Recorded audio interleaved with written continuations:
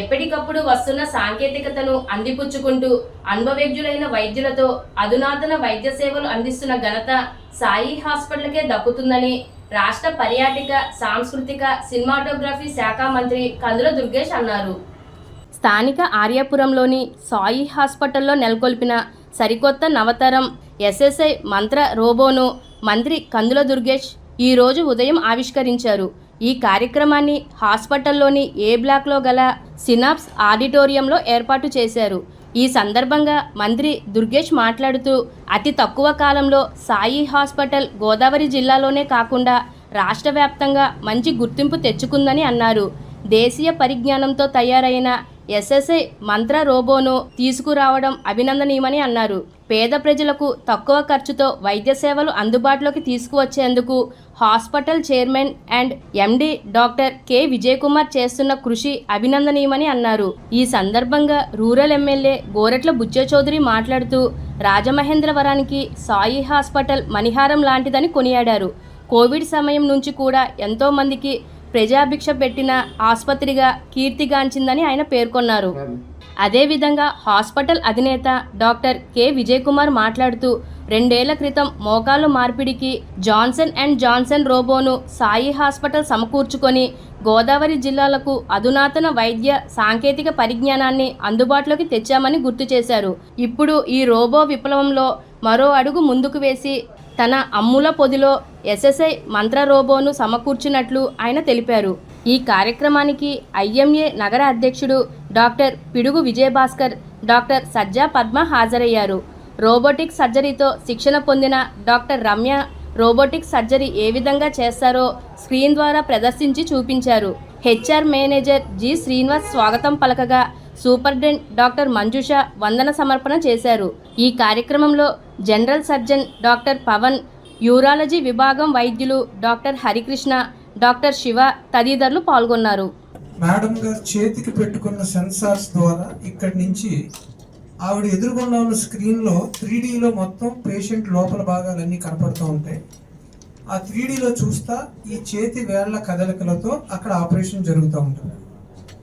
దీని యొక్క ముఖ్యమైన అడ్వాంటేజ్ లాభం ఏంటంటే మనకి పెద్ద పెద్ద కణుతులు లేదా పొట్టలో మనం చేరుకోలేని ప్రదేశాలు, తక్కువ స్పేస్ ఉన్న చోటుకి మనం ఎప్పుడైతే కుట్లు వేయడం కానీ రక్తనాళాలు పట్టుకోవడం కానీ చేయడం కష్టం అవుతుందో ఈ రోబోటిక్ సర్జరీ చాలా ఉపయోగకరంగా ఉంటుంది.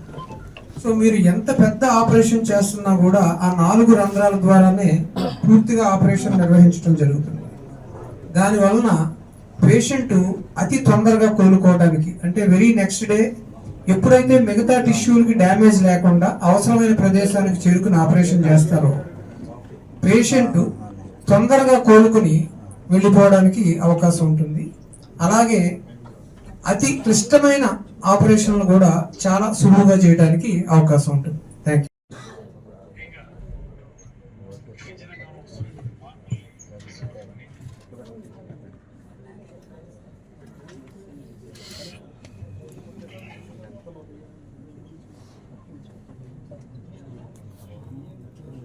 రాష్ట్రంలోనే ఒక ప్రత్యేకత సంపాదించుకున్నటువంటి సాయి హాస్పిటల్స్ డాక్టర్ విజయ్ కుమార్ గారి నేతృత్వంలో రంగంలో ఒక అధునాతనమైనటువంటి విధానంలో రోబోటిక్ సర్జరీకి సంబంధించి అన్ని విభాగాల్లో కూడా రోబోటిక్ సర్జరీని ఇంప్లిమెంట్ చేస్తూ ఇవాళ ఎస్ఎస్ఐ మంత్ర రోబో అనేటువంటి దాన్ని ప్రారంభించడం అనేది చాలా ఆనందకరంగా ఉంది.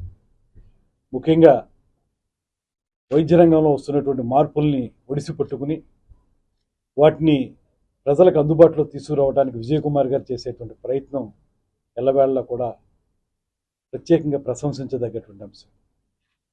ఎప్పటికప్పుడు వైద్య రంగంలో వస్తున్నటువంటి మార్పుల్ని, వాటి ద్వారా ప్రజలకు అందించాల్సినటువంటి సౌకర్యాల్ని, దాని ద్వారా అనేక మందికి ఉపయోగపడే విధంగా వైద్య విధానాన్ని మార్చడం, దాంతోపాటు ఇవాళ కొత్తగా ఎస్ఎస్ఐ మంత్ర రోబో అనేటువంటిది అక్కడ విదేశాల్లో నేర్చుకున్నటువంటి పరిజ్ఞానాన్ని మన భారతదేశంలో ఇంప్లిమెంట్ చేస్తూ తయారు చేసినటువంటి ఈ విధానాన్ని, ఈ రోబోని మనకు తీసుకురావడంలో విజయ్ కుమార్ గారు పోషించిన పాత్రని ప్రత్యేకంగా అభినందిస్తూ రాబోయే రోజుల్లో దీని ద్వారా మరింత మందికి సేవలు అందించాలని, ఖర్చు విషయంలో కూడా విదేశాల్లో నుంచి వచ్చేదానికి ఇక్కడ మన ఇండియాలో తయారయ్యేదానికి ఉన్నటువంటి తేడాను దృష్టిలో పెట్టుకుని ఈ ఖర్చుని కూడా అందరికీ అందుబాటులోకి తీసుకొచ్చే విధంగా వారు చేస్తున్న ప్రయత్నం కూడా ముదావహం.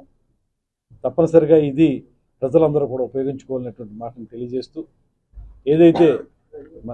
ఏదైతే మనకి ఆర్టిఫిషియల్ ఇంటెలిజెన్స్ అనేటువంటి ఏఐ తోటి కొత్త మార్పులు ఎన్ని వస్తున్నాయో వాటిని ఒక పక్కన సాంకేతిక పరిజ్ఞానాన్ని దృష్టిలో పెట్టుకుని మరో పక్కన వారి ఇన్హౌస్లో ఉన్నటువంటి వారి డాక్టర్లందరికీ కూడా మంచి తర్ఫీదునిచ్చి ఏఐని వారిని కలిపి ఈ రోబోటిక్ సర్జరీని ఒక ఉన్నత ప్రమాణాలతో ముందుకు తీసుకెళ్ళడానికి డాక్టర్ గారు చేస్తున్నటువంటి కృషికి మా రాజకీయ నాయకత్వం తరఫున కూడా ప్రత్యేకమైన అభినందనలు తెలియజేస్తూ విద్యా వైద్యం విషయంలో ప్రభుత్వం తీసుకుంటున్నటువంటి కార్యక్రమాలు ఇవి కేవలం ప్రభుత్వం మాత్రమే చేస్తే సరిపోదు, ప్రైవేట్ రంగంలో కూడా కొంత సహకారం రావాలి.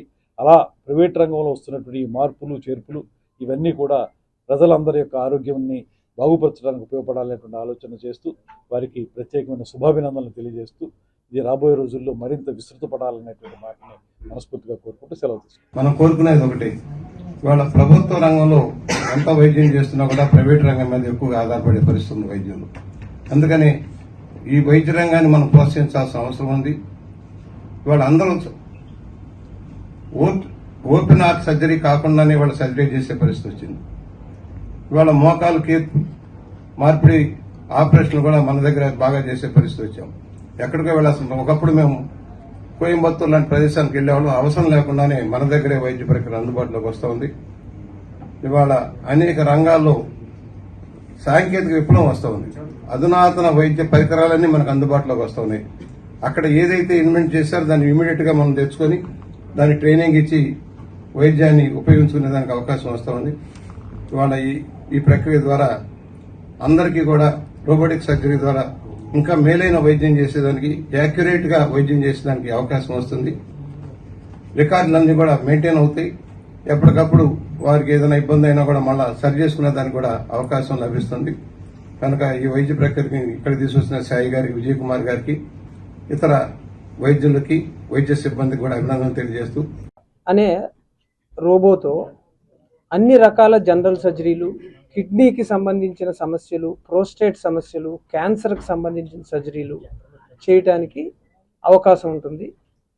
దీని యొక్క ప్రత్యేకత ఏంటంటే గత 15 సంవత్సరాలుగా మనకి డావెన్సీ అని ఒక ఇంపోర్టెడ్ రోబో అవైలబిలిటీ ఉంది భారతదేశంలో.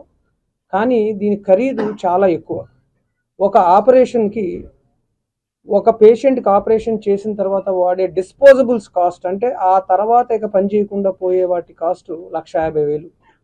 ఈ ఖరీదుని మన భారత వైద్యుడు ఎవరైతే మొదట డావెన్సీలో పాల్పంచుకున్నారో ఆయన గుర్తించిన తర్వాత భారతదేశానికి ఇది సూటబుల్ కాదనే ఉద్దేశంతో ఆయన భారతదేశానికి తిరిగి వచ్చి తయారు చేసిన రోబో ఈ SSI FDA అప్రూవల్స్ కూడా తొందరలో పొందబోతుంది. ఈనాడు ఈ రోబో భారతదేశంలోనే కాదు చాలా చోట్ల ఇతర దేశాల్లో కూడా అందుబాటులో తీసుకొచ్చారు. కాబట్టి ఈ రోబోని మన ప్రాంతానికి తీసుకురావడంలో ముఖ్య ఉద్దేశం, మేము ఆల్రెడీ మోకాళ్ళ మార్పిడికి ఈ రోబోట్ను ఉపయోగిస్తున్నాం. ప్రజలు అవకాశం ఉన్నప్పుడు టెక్నాలజీని వినియోగించుకోవడంలో మన జిల్లా ప్రజలు ఎప్పుడు ముందుంటారు. వారిచ్చిన ధైర్యంతోనే ఈ సాహసాన్ని చేయగలిగాం. అలాగే రోబో తీసుకురావడం ఒకటే కాదు, ఆ రోబోలో ట్రైనింగ్ ఉన్న డాక్టర్ గారిని, దాంతోపాటు మా వైద్యులు ఆల్మోస్ట్ 25 గంటల పాటు ప్రత్యేక తర్ఫీదు తీసుకుని మళ్ళీ మిగతా టీం కూడా తయారైన తర్వాత ఈ రోబోని